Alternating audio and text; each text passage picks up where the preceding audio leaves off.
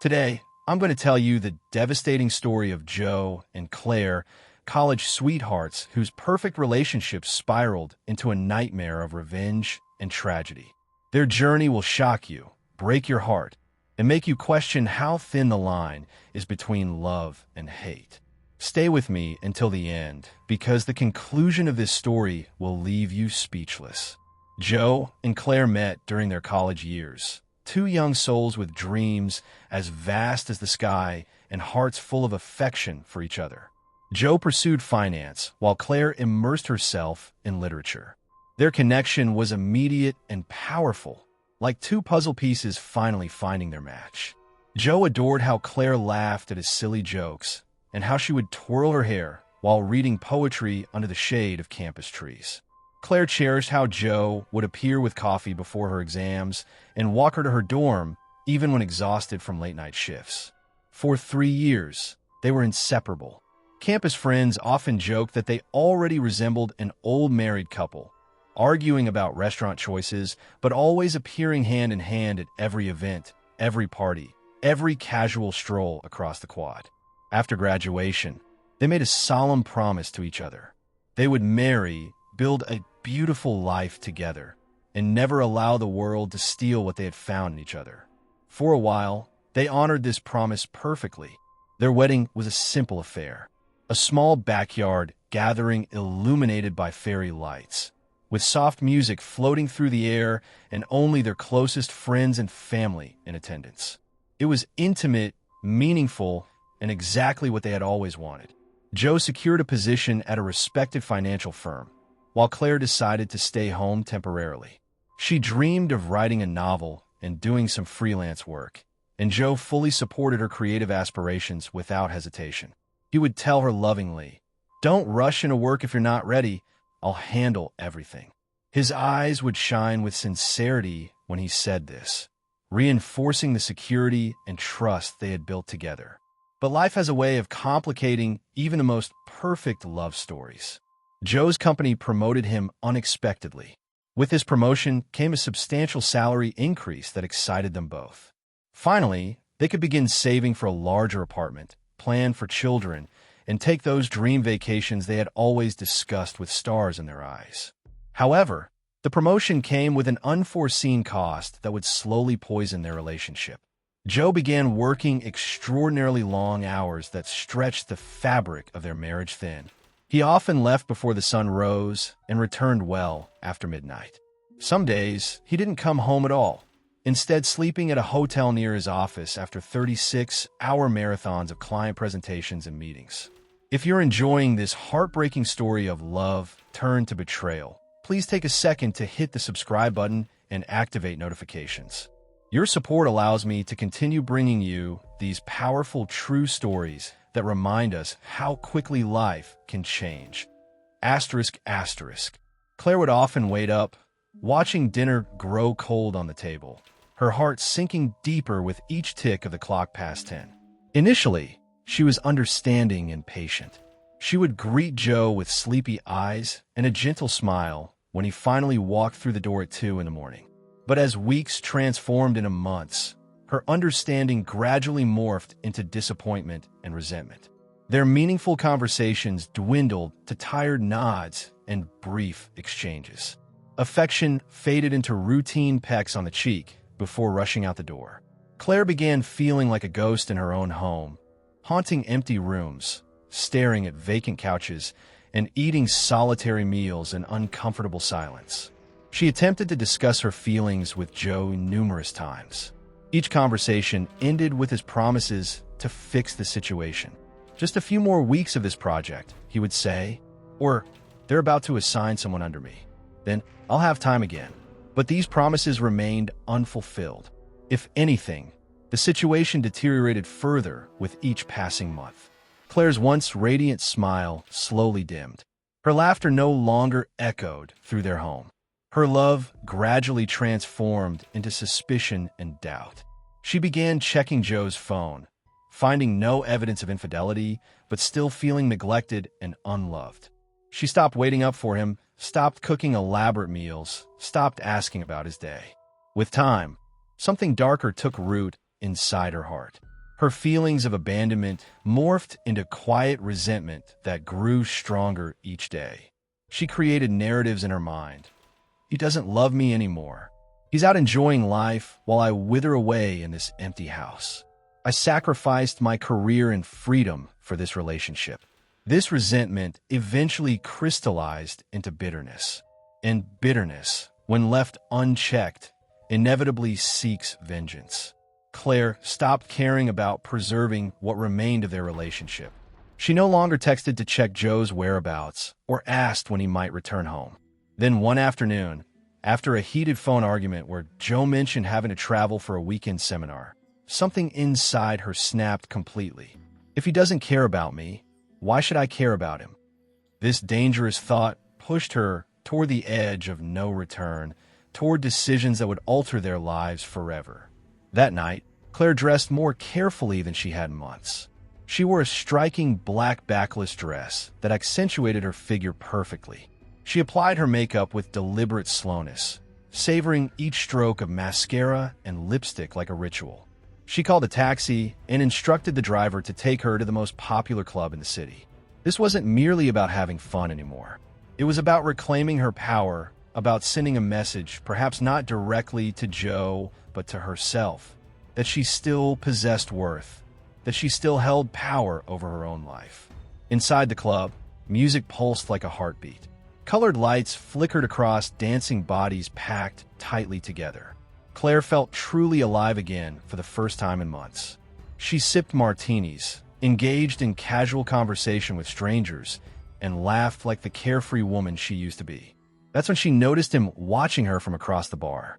Tall with a sharp jawline, salt and pepper beard, and wearing an expensive designer jacket. He looked directly at her and smiled confidently. Claire didn't hesitate for even a moment. She approached him, made a flirtatious joke, and 30 minutes later they disappeared into a private room upstairs. The world dissolved into physical pleasure and the muffled bass from the dance floor below. It was impersonal and raw, but for Claire, it felt like liberation from her emotional prison. What Claire didn't know was that the man behind the counter, the club's owner, had recognized her immediately when she entered. Alan, Joe's best friend since college, had seen countless photos of Claire over the years. Vacations, birthdays, couple moments captured and shared online. Alan had stared intently, uncertain at first. But when he witnessed Claire entering that private room with a stranger, the shocking realization hit him like a physical blow. The following night, Claire returned to the club. She danced, flirted, laughed, and ended up in the same private room with a different man. This time, Alan made a difficult phone call to his friend. "Hey man, I think you need to come to the club. It's Claire. She's not who you think she is." Joe refused to believe it initially. He thought Alan was mistaken, intoxicated, or simply being dramatic. But Alan persisted. "She's been here 2 consecutive nights, and I'm telling you, she's not just having innocent drinks." Joe felt his world blur around the edges. His heart pounded painfully in his chest. He demanded proof from Alan, unable to accept this reality without seeing it himself. The next day, Alan sent him photographic evidence. A blurred image, but clear enough to identify Claire walking hand in hand with an unfamiliar man into the private lounge area. Joe sat motionless in his office chair, staring at the image in disbelief. His throat burned, his stomach churned violently. The woman he sacrificed his personal life for, the woman he thought was simply upset due to his absence, was actively betraying their marriage vows. His initial sadness quickly transformed into overwhelming rage. But instead of confronting Claire immediately, Joe remained silent. He said nothing to Alan, nothing to Claire. He visited the club late that night and sat with Alan in somber silence. After several drinks, Joe spoke calmly. "I need a camera installed in that room." Alan blinked in surprise. "Are you certain you don't want to just talk to her?" "No," Joe replied coldly. "I want the complete truth. Every detail. If she continues this behavior, I want to witness every second, every face, every lie. And when the moment arrives, I'll show her what genuine betrayal looks like." Alan hesitated visibly. "Man, that's extreme. But Joe's expression remained emotionless, his eyes unnervingly steady. Alan nodded reluctantly. "All right, I'll help you." That night, they installed a discreet camera in the private room, hidden carefully from view. Alan promised to activate it only when Claire arrived with someone. Joe returned home, late, to find Claire already asleep. He slipped into bed beside her and stared at the ceiling in the darkness. He was no longer just a betrayed husband. He had transformed into a man methodically counting days, planning his revenge with cold precision. The emotional clock had begun ticking. Joe couldn't sleep that night. Lying next to Claire's peaceful face, he gazed at the ceiling in a haunting silence that stretched endlessly. Something fundamental inside him had changed permanently, irreversibly. His once boundless love for Claire had mutated into something dark and bitter. This wasn't mere sadness or simple betrayal. This was the beginning of psychological warfare. Morning arrived like a ghost, drifting silently through their house. Claire hummed lightly in the kitchen, completely unaware that the man sitting across from her at the breakfast table was no longer her loving husband, but someone crafting her downfall, piece by calculated piece. For days, Joe observed Claire with detached coldness.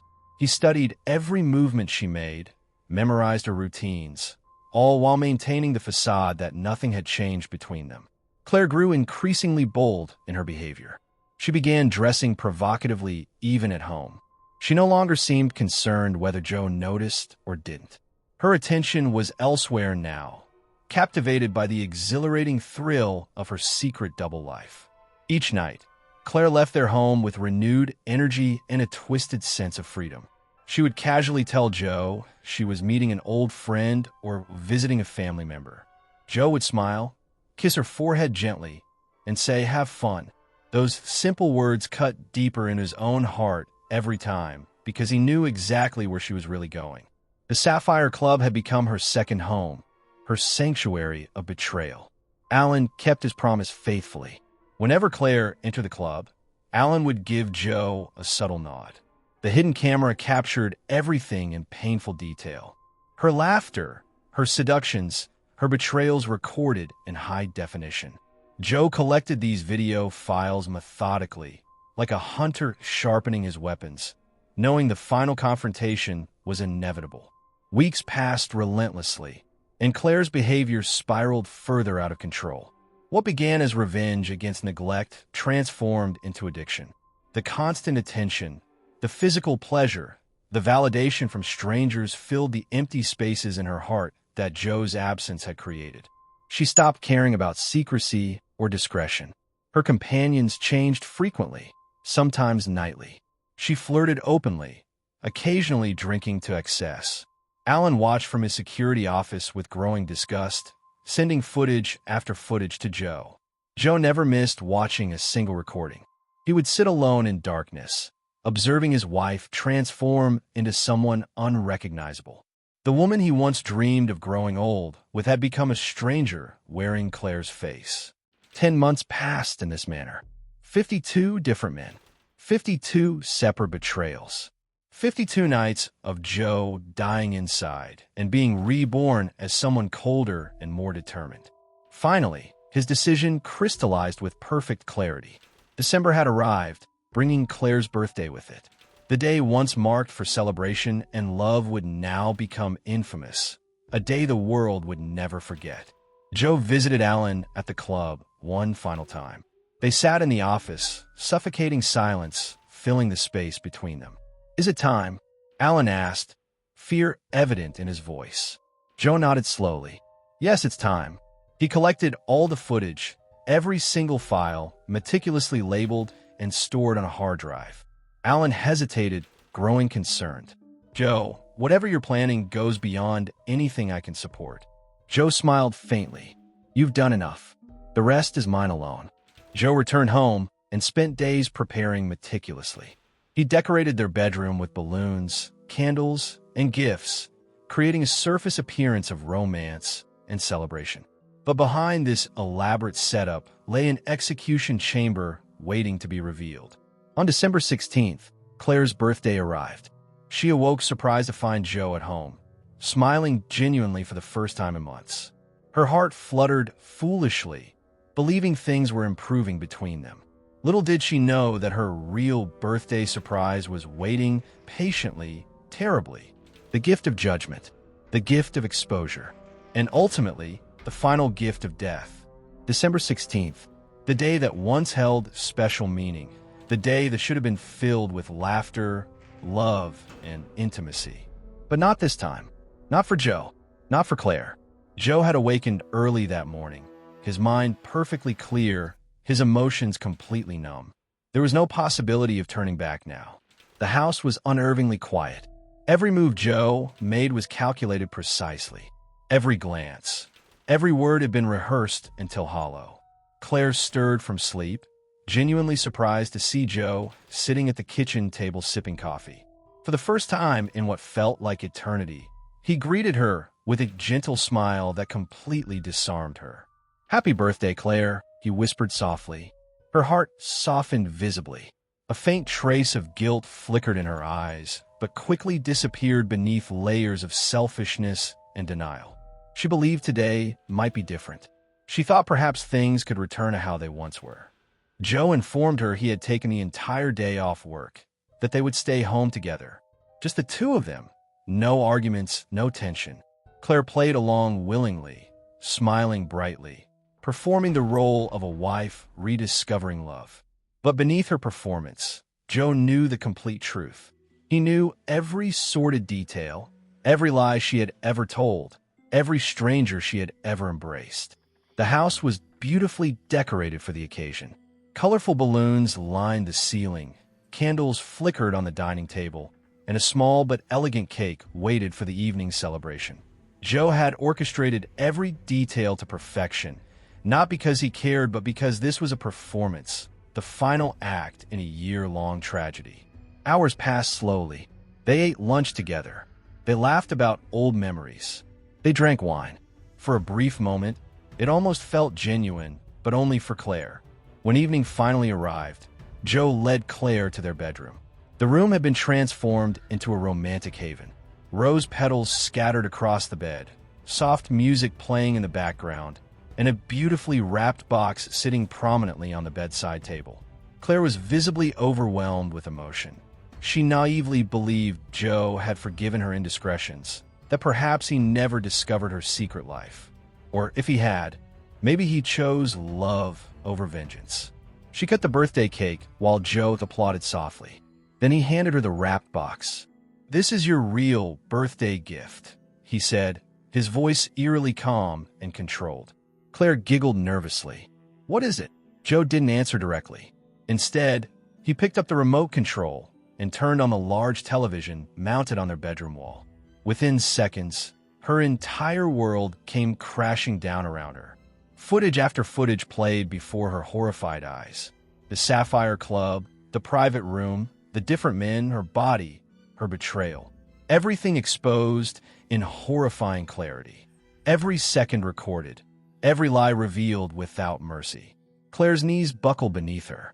The color drained from her face completely. She covered her mouth, shaking violently with shock and fear. "Joe, no, please," she whispered, tears streaming down her face uncontrollably.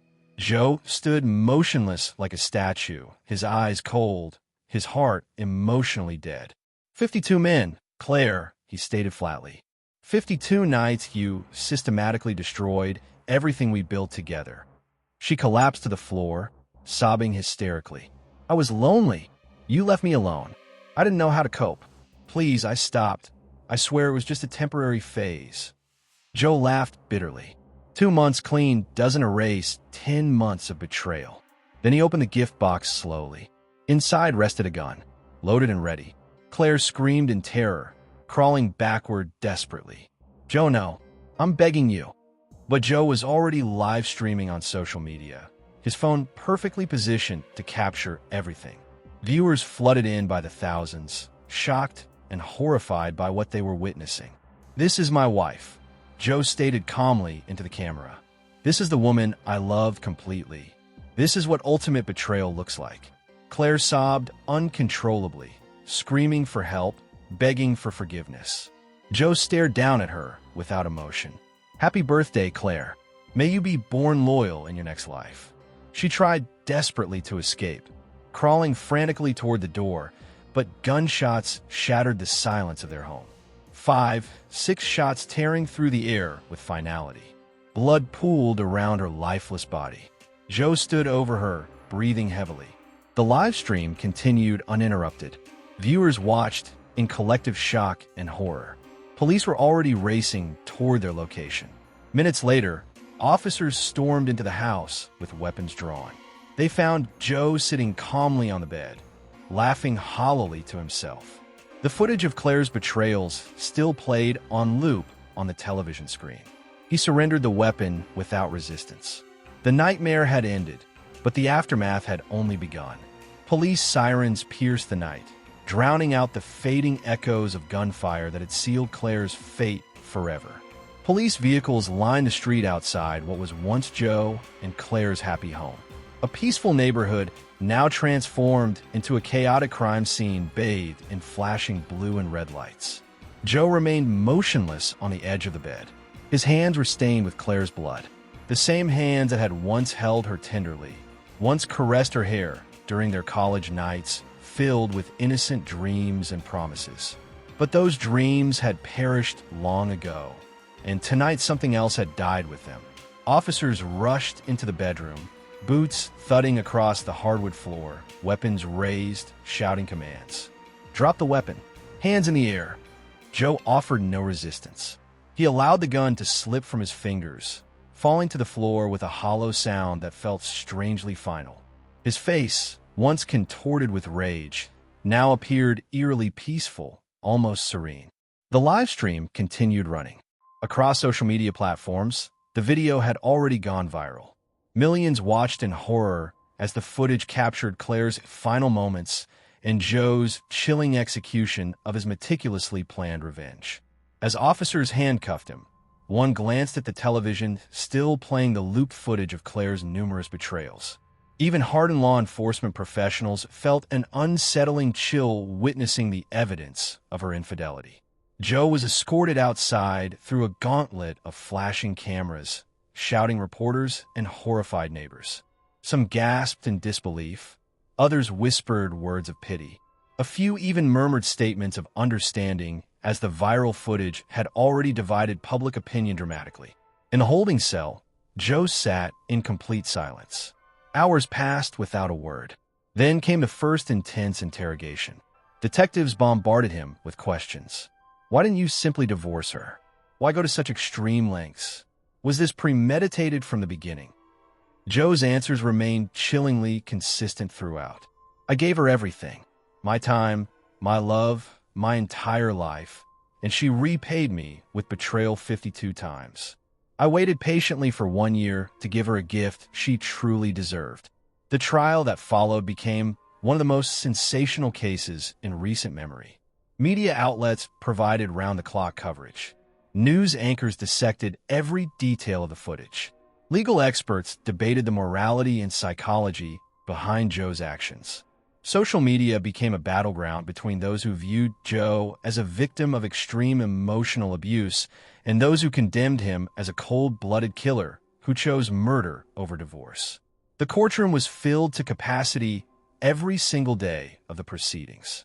Claire's family sat stone-faced, heartbroken and furious. They portrayed Joe as a controlling, neglectful husband, claiming Claire had suffered emotionally long before seeking comfort elsewhere. Joe's defense team, however, played the complete footage for the jury to see. Every betrayal, every lie, every piece of damning evidence was presented without censorship. Joe himself took the witness stand. His testimony was raw, honest, devoid of performative remorse. I could have left her. Yes, I could have filed for divorce, but I didn't want quiet revenge and silence. I wanted the world to witness what she did to me, to our marriage. I wanted her to experience the same shame I lived with every single night I watched those videos. The courtroom fell completely silent. Even the judge paused proceedings to regain composure. After weeks of heated arguments, evidence presentations, psychological evaluations, and character testimonies, the jury finally reached their verdict. Joe was found guilty of first-degree murder, premeditated, calculated, and cold-blooded. The sentence: life imprisonment without possibility of parole. As the verdict was announced, Joe showed no visible reaction. No tear escaped his eye. He accepted his fate with the same unsettling calmness he had displayed throughout the entire trial. In the aftermath, public fascination with the case continued unabated.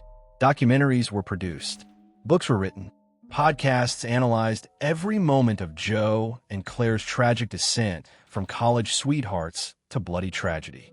Some labeled Joe a monster without redemption. Others considered him a broken man who finally snapped after enduring the ultimate betrayal. But one certainty remained: this was not a story anyone would easily forget. In his prison cell, Joe sat alone, staring at the blank wall before him. There were no photographs, no mementos of Claire, only silence and emptiness.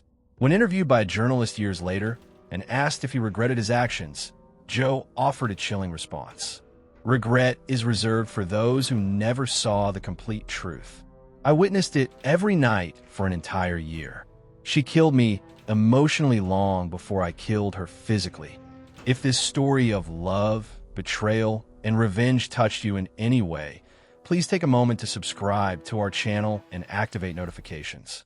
Your support allows us to continue sharing these powerful real-life stories that remind us how quickly passion can turn to pain and how betrayal can destroy even the strongest bonds. Thank you for staying until the end.